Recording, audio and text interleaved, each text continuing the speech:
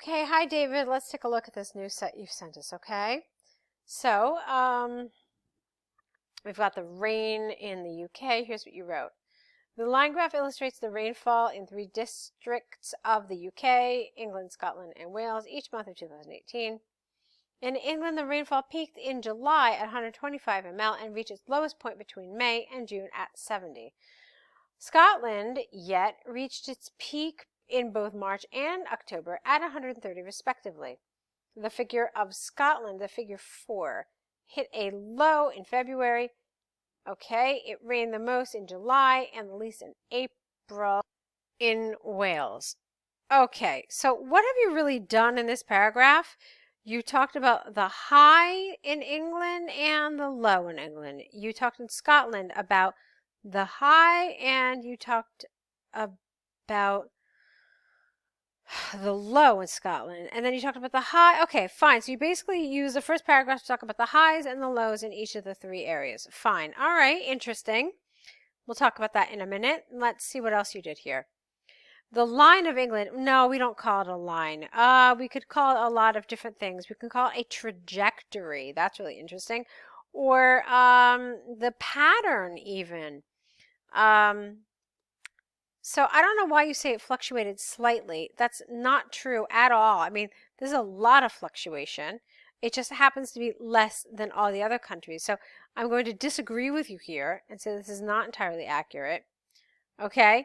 In fact, I would say the line of England fluctuated continuously, with the largest difference, not gap, approximately 55 ml. The figure for London, the figure of London, I would say for London, saw a dramatic boom from February to March, though it dropped again significantly in April. At this, not at this, but to this, because you're talking about a drop. It dropped to something. The rainfall of Wales also fluctuated heavily the whole year, but the figure stabilized in the period from August to October, roughly at 40. Here you used that correctly. Overall, it rained quite a lot and averagely. Ooh, not averagely. Overall, it rained quite a lot on average in England in 2018, whereas in Scotland and Wales, the figures fluctuated strongly. Scotland saw its rainy seasons in both March and October, but it was pretty dry in February. However, Wales was wet in July and comparatively lacked rain in April. Okay, so I have a few concerns with this. I understand what you did. You basically decided to talk about the main things in the first paragraph, and then in the second paragraph you wanted to talk about more details, and then the third paragraph was your overview. Let's start with your overview. I thought that for an overview it was far too detailed, okay? Let me tell you what an appropriate overview for this task should have been.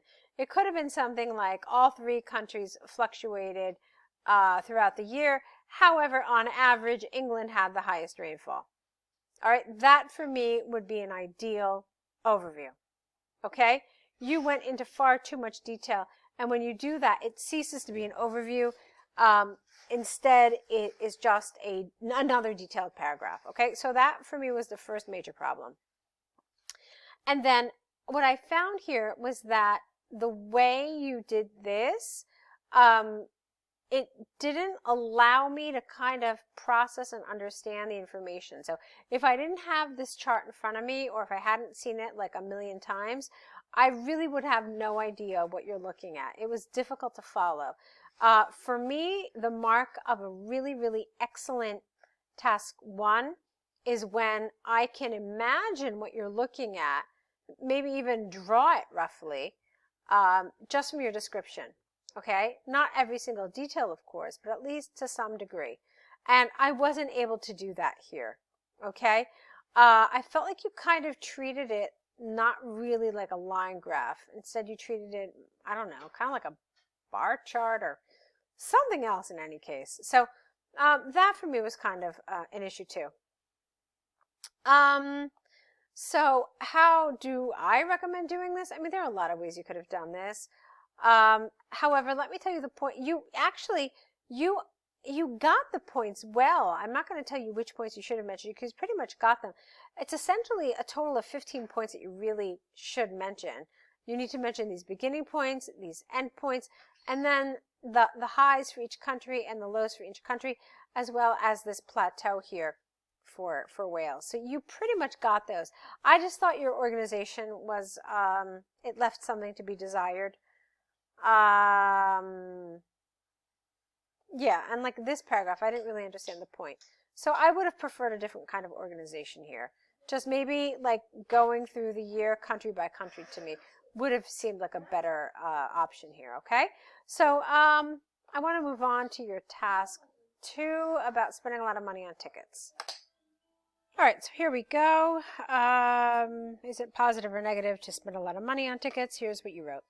Today, an increasing number of human beings are getting involved in sport, games, or cultural activities. The issue of whether attending sport or cultural events is an upward development has risen in discussion over the last 2 decades. I strongly believe spending money entering such as sport matches and cultural carnivals deserves and is a positive development. This essay will use examples to demonstrate my point of view. All right, so there are a couple of problems with this paragraph. First of all, the first couple of sentences didn't talk about spending a lot of money on these events. The problem is not whether people decide to go to these events or not. The question at hand is whether it's positive or negative that people are spending a lot of money to do this, okay? So that's what you're supposed to be talking about here. You only said here that they're getting involved in these, and then the issue of whether this is a good thing or not is, but that's not what the issue is. The issue is whether it's positive for them to spend a lot of money, okay? And then you said, I strongly believe spending money, and then this whole thing was really awkward. It was full of mistakes. So not entering such as sports matches deserves. I mean, it's grammatically completely wrong, and I don't even know where to like start correcting it. So I need you to rewrite that, okay? So let's go to your first body paragraph. Firstly, taking part in sporting and cultural events creates people. No, you don't create people. It provides people a good chance to socialize better. This is largely because by entering these artificial events, I don't know why you're calling them artificial. I don't understand that. What do you mean by entering? So I just feel like there's a lot of wrong vocabulary here. Entering and artificial events just seems wrong. Mankind is not, excuse me, not plural, so it should just be, how about this? People are more likely to find peers with common interests, and humans can possibly have more, how about, and they can have more talking points to enhance relationships with each other. For example, football fans are often willing to pay tickets for live competitions and can meet new friends who support the same clubs and sport stars. Cristiano Ronaldo's worldwide fans will stuff, what does that mean? Oh, no, they will fill the stadium and admire their celebrities' excellent performance, as well as discuss online. How about this? And as well as gladly discuss online with their new peers. Therefore, it should be acknowledged that paying tickets for cultural and physical activities do make people socialize better. All right, again, you're missing the point. The question is not whether people should attend these events, but whether they should spend a lot of money on them, and whether this idea of spending a lot of money is positive or not. That's what's missing here. So you're on topic, but you've only partially discussed it because you've missed the nuance of the question, which is the idea of spending a lot of money to do this, okay? So let's move on. Secondly, people may be finding entering sporting and cultural events a good stress reliever. All right, again, problem with not talking about the idea of money. Money is the point here. This is due to the fact that the artificial items, I don't know what artificial items means here, provide people a sense of enjoyment. For instance, ball games are encouraged to be more competitive. This is the wrong word here. I don't understand this. Ball games are encouraged to be more competitive. It doesn't make sense. And the on-site audiences may feel extremely excited watching them. Who is them? Ball games? Okay, perhaps. While modern cultural carnivals entitle people wear any fancy dressings. All right, I'm afraid, David, this doesn't make any sense. Entitle people wear fancy dressings. I'm sorry. Pour a great bottle of beer on others only for fun. I'm rather confused here because, again, it feels to me more and more like you're missing the point. The point is for us to be talking about spending a lot of money on certain cultural events, okay? So, I don't know. Let's just make up some pretend figures, okay? Let's assume that, it's a common occurrence for people to spend, I don't know, 20 euro on a ticket to see something, okay? And we're finding that more and more people are willing to spend 150 or 200 euro to see certain events, cultural or athletic.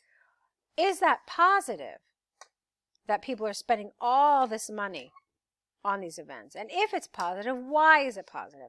So that's what you should have been focusing on, not the benefits we gain from going to sporting events or cultural activities or festivals. Okay, so you've really missed the point here, unfortunately. Okay? And this seems to be really common with this particular essay, so I don't want you to feel disheartened. I find that a lot of students are having this trouble because they're just talking about whether, what we gain from attending these events. But that's not the point. The point is the money that we spend on them, okay? So, let's see.